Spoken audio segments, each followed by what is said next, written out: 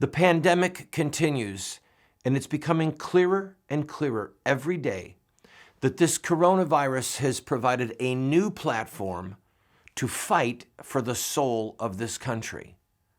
Who's going to win? That in part, my friend, depends upon you and me. I'm Randall Terry. This is Voice of Resistance.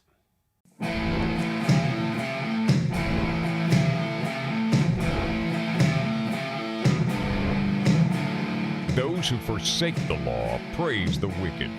Those who uphold the law resist them. Welcome to the Voice of Resistance. Welcome to the broadcast, friend. As of right now, over 1 million Americans are positive with COVID-19. Nearly 1/3 of the world's cases that are known are here in the United States of America. Over 60,000 deaths, and it is climbing. But I don't want to talk about the numbers today. I want to talk about the political and spiritual battle that is going on for the soul of this country. I have been in public service since the mid-'80s, following elections, participating in elections, running for political office, in the news, on the news, being interviewed in the New York Times, the Washington Post, 60 Minutes 2, Oprah Winfrey, Phil Donahue, Hannity, and on it goes. I knew that we were in trouble when I saw the vitriol and the hatred against President Trump right after his election. But what we're seeing now brings into sharper focus the malice and the intent of people that despise Christianity. It is my position, it has been, and I'm pretty confident it will be, that the reason that the left and their marching minions in the secular left-wing godless media are so hell-bent on destroying Trump's presidency is because they want to control the Supreme Court. President Trump has already made 2 appointments. If he is reelected, he will certainly make 1, maybe as many as 3 appointments to the Supreme Court. And he's made literally hundreds of appointments to the federal judiciary at every level. They're frantic. The left is frantic to keep this from happening further in a second term. They've been fighting him, falsely accusing him, using every godless trick in the book to try and crush his numbers, and it just hasn't worked. Then came the coronavirus. And now what we're seeing is the attack on us. When they attack President Trump, they're attacking those who voted for him. They rarely come right out and say it, that we're the irredeemable deplorables, the smelly Walmart shoppers. They rarely say it. Hillary might have a slip of the tongue. Joe Biden might cast an insult against us. Obama might, but they're quick to recover and then they move on. But now we are seeing the concerted effort of the mass media and those that are in some ways more powerful than mass media. I'm talking about the people at Google and at Facebook. We're seeing them try and suppress our voice and to take away our rights. For example, you might have noticed, you might have seen in the news, Mayor de BLASIO from New York City personally went to a Jewish funeral to break it up. I'm not making this up. If you missed it, he's catching hell for it right now, as he should. But there's a level of tyranny and a propensity to wanting to be a dictator in this man that is part and parcel of the left, of the socialists, of the big government wannabe nannies. They must have control over our lives, and the control of religious freedom is central. It's central in a Marxist, communist, socialist ideology. I think it was Lenin who said that religion is the opiate of the people. Karl Marx was an ardent enemy of Christianity.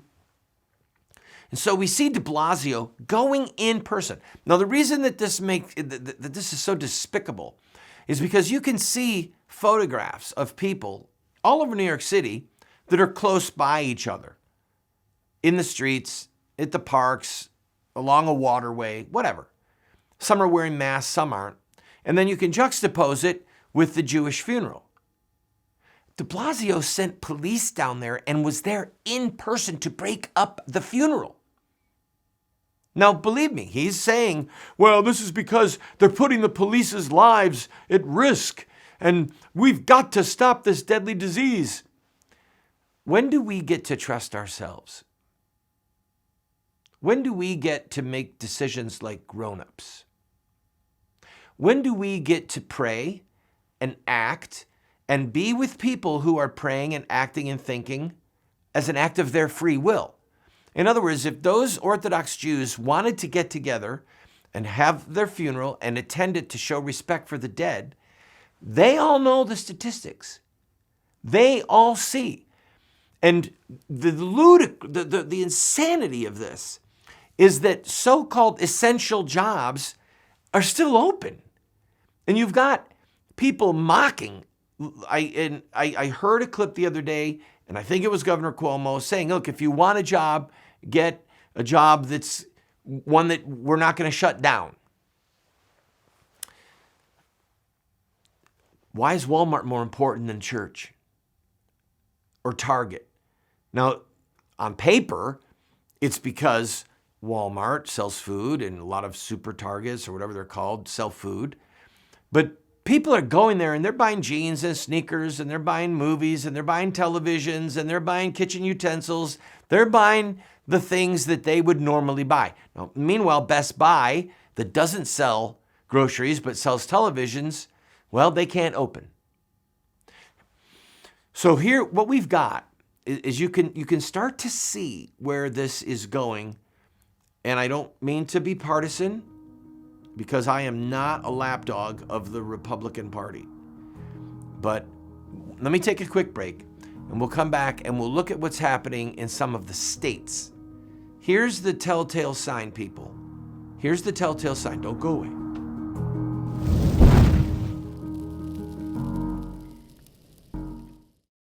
Have Muslim terrorists hijacked the peaceful religion of Islam?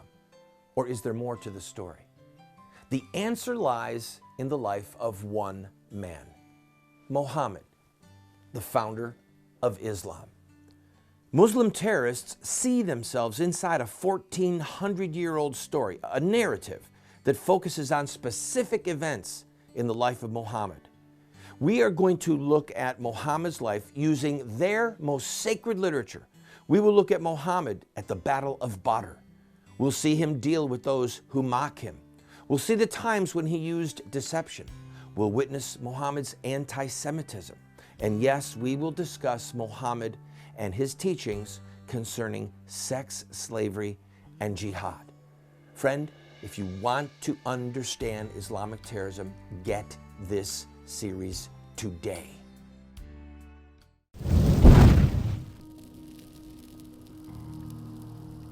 Back, friend. If what Mayor de Blasio did outrage you, it should. Think about it. He's the mayor of one of the largest cities in America, perhaps the largest, 8 million people. I don't know how the mayor authority breaks down in Los Angeles or San Francisco, but he got in a car and went with police to break up the funeral personally, and then lashed out at the Jewish community. I've told you and I'm done warning you.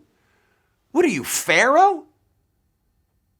Well, I mean, are we looking at some Greek god who embodies both humanity and divinity, some Roman Caesar? This is insane. But this is what we're dealing with. That's why I said, now the shots are coming at us. 26 million people is the last number that have filed for unemployment. We have the highest unemployment rate since the Great Depression, and it's going to get worse. Mortgages are going to be foreclosed on. Businesses are going to be closed forever. This is bad, friends. It's bad.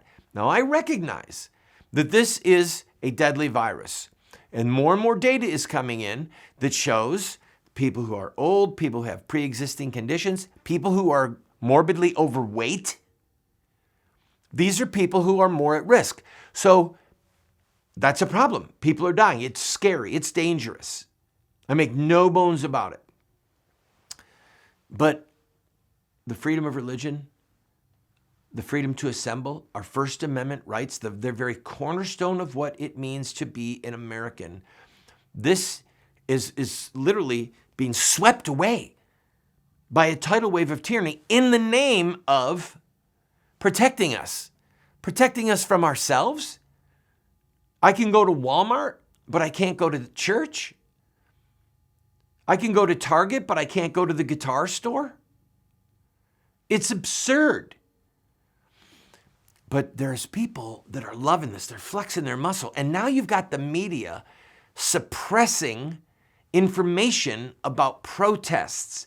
So Google and Facebook are both suppressing information, taking down posts, burying them in the queries, where people are holding rallies or criticizing the government policy that is leading to massive unemployment. And I'm telling you something, there will be a loss of life, a loss of quality of life, harm to marriages, harm to children. We don't know the full impact that is going to come because of the loss of finances. I just read a statistic this morning that nearly 1/2 of the world's population is in danger right now of becoming unemployed. Nearly 1/2. Because they're crunching the numbers. Now, that's a computer model, and they could be wrong, but they're crunching the numbers, how far out this is going to go. And they're saying, look, you could have half the world unemployed. All right, also, Fauci is saying that the second wave is inevitable. Well, duh. We stopped almost all movement, or that's not true because we can still go to Walmart. We stopped a substantial amount of movement in this country at the behest of our government and unelected officials like Fauci and their computer models, which keep turning out to be wrong. So we suppressed movement, we suppressed freedom of association, we suppressed freedom of speech, freedom of religion, and basically moved into the inner edges of martial law. And now they're saying, oh, well, when we open back up the economy, there's going to be a second wave. Do the math. Sweden chose to not close down. And so far, their numbers are no worse than any place else. People are wearing masks. People are staying a little bit apart when they go to restaurants, but they didn't close down. So we have people like Mario Cuomo, that arrogant evildoer, who was berating the president. We need 30,000 ventilators now. What are we going to do with 4,000? They didn't need the 4,000. They turned the Javits Center into a hospital. They hardly had any people in it. They put the ship, I think it was the Mercy ship, the military ship in New York Harbor, 25 people. It's got 1,000 beds, and they saw 1,000 people because they were going to be there for the overflow in the hospitals that never happened. For the people on the left, this is about them controlling our lives. This is about them seeing how far they can push to suppress Americans' will to be free. And remember the words, I believe it was Samuel Adams, it might have been Benjamin Franklin. I think it was Benjamin Franklin who said, those who would trade liberty for security deserve neither. And Samuel Adams talked about those who want security and don't want to fight tyranny. He said, bow down, lick the hand that feeds you, and may history forget that you were our countrymen. I don't think that if George Washington and Thomas Jefferson and Samuel Adams and John Adams, I don't think that if they were alive today, that they would be sitting idly by and saying, yes, we need to just lock down the country. They would be saying, hey, how about we've got the data, we know who's at risk, we know that we all need to make a living, we know that we don't want people's houses being foreclosed on, we know we don't want a tidal wave of bankruptcies.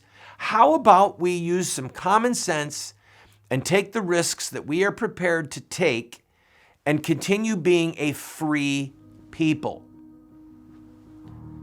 Now there's the God angle I've got to talk about when I come back. And this is what troubles me and brings me to tears at least once a day, usually more. I'll be right back.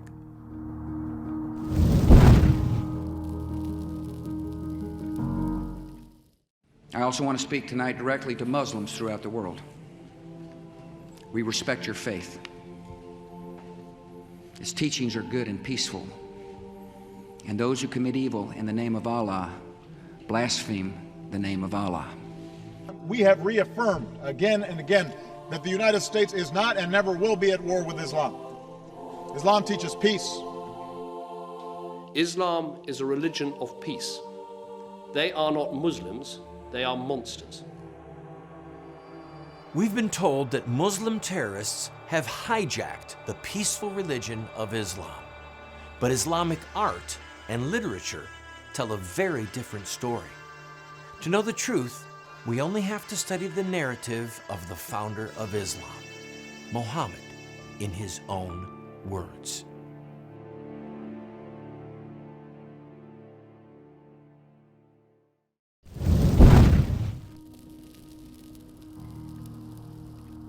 Welcome back, friend. By the way, in the other segment, I said Mario Cuomo, who used to be the governor of New York. I meant Andrew Cuomo, his son, like father, like son. All right, let's talk about the God element. I'm a student of the scriptures.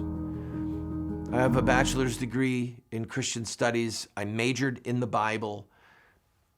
I've been studying the scriptures for over 40 years. I've been studying the theme of judgment for 35 years in the scriptures, from the beginning to the end, from Genesis to Revelation.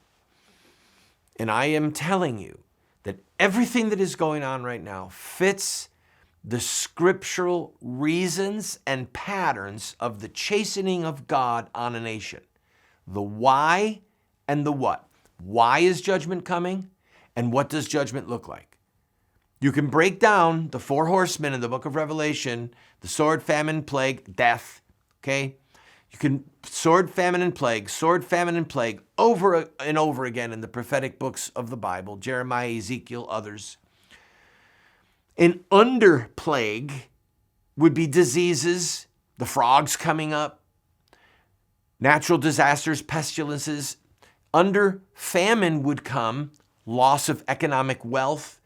In other words, those 3 fountains, a plague doesn't always just mean sickness, and famine doesn't always mean that you're just hungry. It can mean the loss of wealth. You will plant a vineyard and another will enjoy its fruits.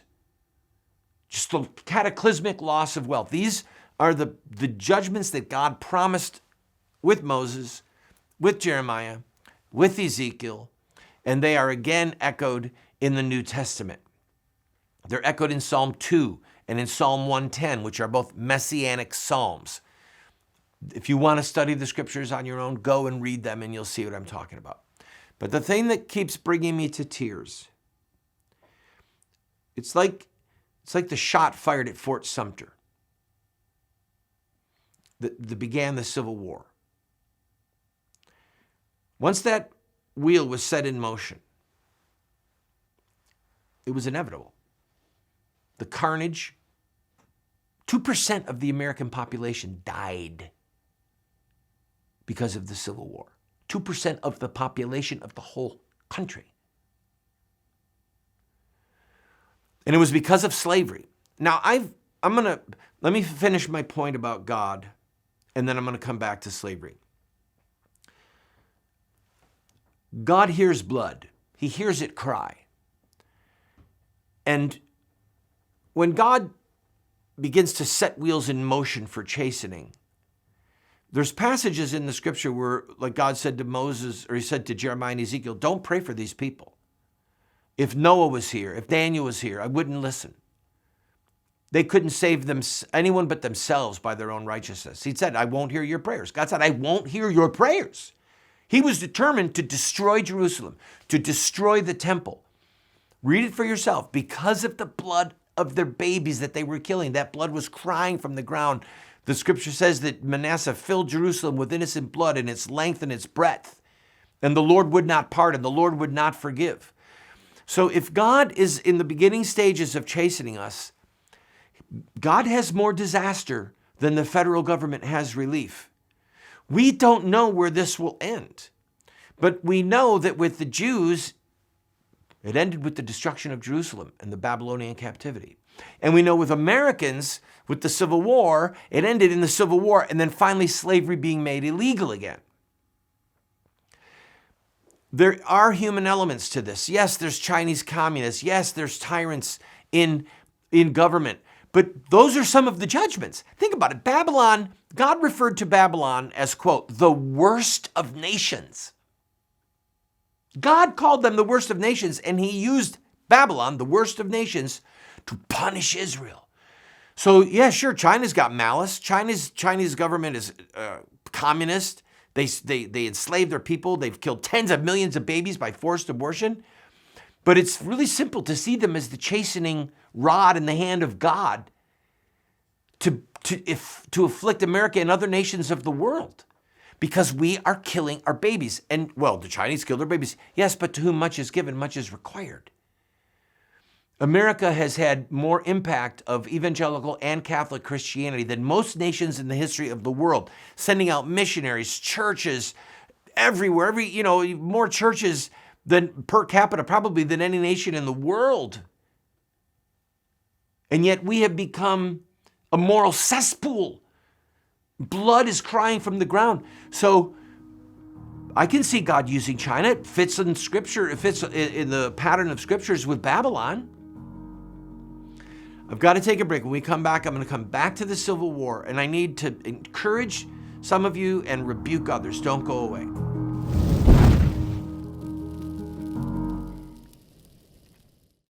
What Would Mohammed Do? Islamic Terrorism Explained is the best movie series documentary ever produced on the life of Muhammad and Islam. How do I know? Because it's what critics are saying.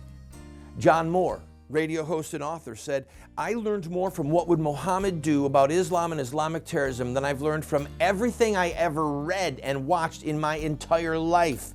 Best-selling author Dr. Bill Warner said, "What Would Mohammed Do is the best movie series, TV production on the life of Muhammad and Islamic terrorism that has ever been produced." Friends, this is what the experts are saying. No one has ever done what we've done. I encourage you to get 1, 2, 4 copies. Call 304-289-3700. That's 304-289-3700, or order it at the address or the website that you see on the screen. I also want to speak tonight directly to Muslims throughout the world. We respect your faith. Its teachings are good and peaceful. And those who commit evil in the name of Allah blaspheme the name of Allah. We have reaffirmed again and again that the United States is not and never will be at war with Islam. Islam teaches peace. Islam is a religion of peace. They are not Muslims, they are monsters. We've been told that Muslim terrorists have hijacked the peaceful religion of Islam. But Islamic art and literature tell a very different story. To know the truth, we only have to study the narrative of the founder of Islam, Muhammad, in his own words.